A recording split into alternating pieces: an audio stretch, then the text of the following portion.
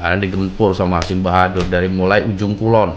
Ujung kulon itu dikuasai sama Lodaya, karena Lodaya itu dari wilayah tengah sampai wilayah barat dikuasain pasukan Maung. Nah, terjadilah pertempuran dengan Lodaya itu. Karena banyak prajurit-prajurit Lodaya kan juga kena bas. Nah, setelah itu Hasim Bahadur menempatkan diri di ujung kulon. Jadi mau nggak mau dia harus berada di Pulau Jawa, jangan ada di luar Pulau Jawa. Akhirnya dia bikinlah kerajaan kecil di Pulau Jawa seperti itu.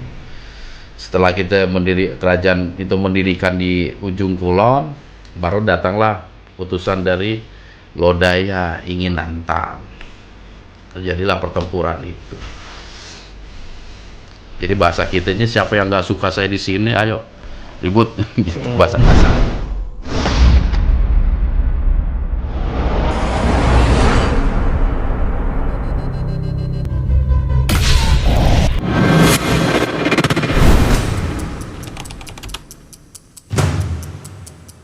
Memang seperti itu.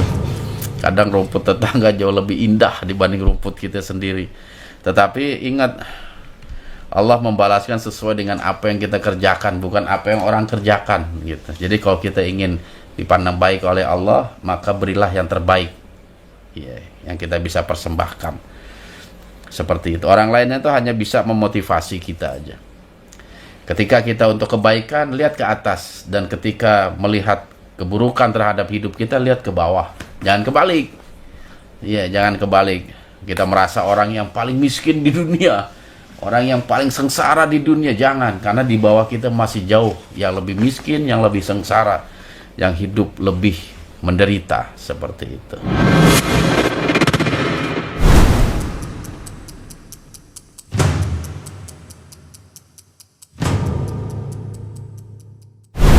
Itu dia, jangan terlalu percaya mau omongan jin. Kalau saya juga sering kan di liputannya, oh cahayamu silau ini, kita nggak anggap cahaya apaan, matahari atau cahaya lampu gitu.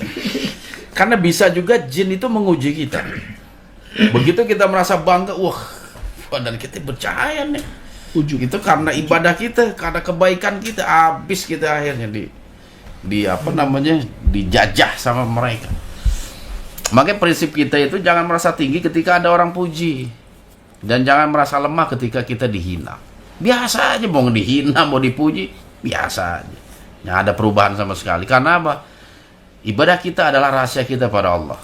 Yang penting hal-hal yang bisa membawa manfaat, ya kita tunjukkan kalau kita bisa membawa manfaat atau memberikan manfaat kepada orang banyak.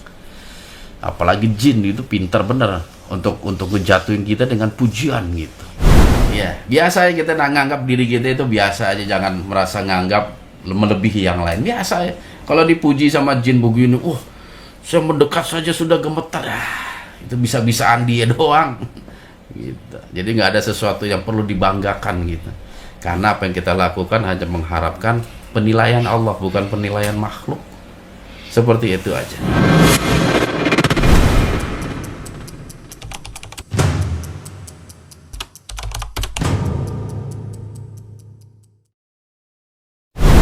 Tadinya ke Krakatau, jadi ceritanya begini nih.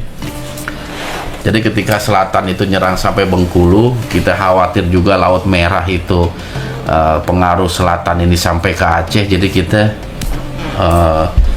blokade di Bengkulu, maka terjadi pertempuran besar sampai mereka terdesak pihak selatan sampai ke Krakatau. Nah, kita ngudak sampai di situ doang, Krakatau, karena kita juga pada waktu itu welcome Raja Krakatau itu.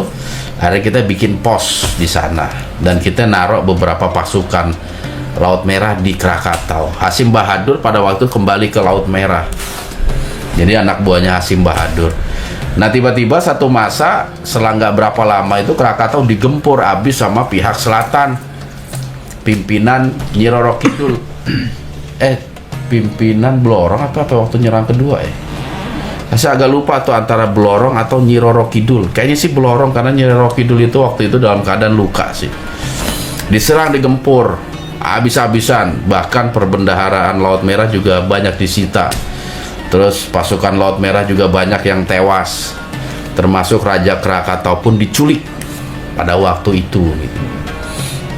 Akhirnya ada beberapa pasukan Laut Merah kembali ke Laut Merah menginformasikan bahwasanya tempat perdamaian itu sebagai pembatas gitu loh, sebagai pembatas diserang dan semua perbendaharaan kita diambilin semua, termasuk bendera Laut Merah itu dirampas pada waktu itu, bendera pusaka pada waktu itu, sehingga Hasim Bahadur diperintahkan oleh Raja Laut Merah untuk membasmi dan mengambil kembali apa yang telah dicuri.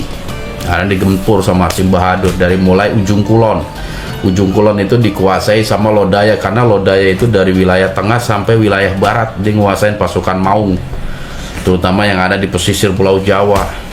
Mereka kan ikut nyerang, tempur terus, mereka kedesak terus sampai Sukabumi, Pelabuhan Ratu itu salah satu alun-alun ataupun keratonnya Nyi Roro Kidul juga habis digempur, sampai masuk wilayah Garut juga habis digempur, sampai akhirnya ketika Laut Merah sudah hampir menguasai titik pusat selatan, yaitu kita udah nguasain di pintu gerbangnya di Cilacap, Hasim Bahadur dapat perintah untuk mundur.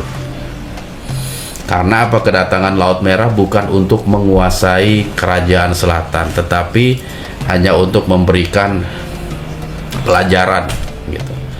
Dan kita minta semua perbendaharaan dikembalikan, termasuk Raja Krakatau pada waktu itu yang diculik. Akhirnya negosiasi. Nah, terjadilah pertempuran dengan Lodaya itu. Karena banyak prajurit-prajurit Lodaya kan juga kena imbas. Nah, setelah itu Hasim Bahadur menempatkan diri di Ujung Kulon. Jadi mau nggak mau dia harus berada di Pulau Jawa, jangan ada di luar Pulau Jawa. Akhirnya dia bikinlah kerajaan kecil di Pulau Jawa seperti itu. Setelah kita kerajaan itu mendirikan di Ujung Kulon, baru datanglah utusan dari Lodaya ingin nantang. Terjadilah pertempuran itu. Jadi bahasa kita aja, siapa yang nggak suka saya di sini, ayo ribut, bahasa kasar itu. Karena penguasa Banten pada waktu itu Lodaya, tentu Lodaya merasa tertantang, akhirnya tempur. Terjadi seperti itu. Ada kerajaan Sunda, karena kerajaan Sunda juga termasuk kerajaan tertua sebenarnya. Bahkan beberapa catatan sejarah itu mengatakan kerajaan Sunda itu termasuk di bawah kekuasaan Tarumanegara gitu. Kalau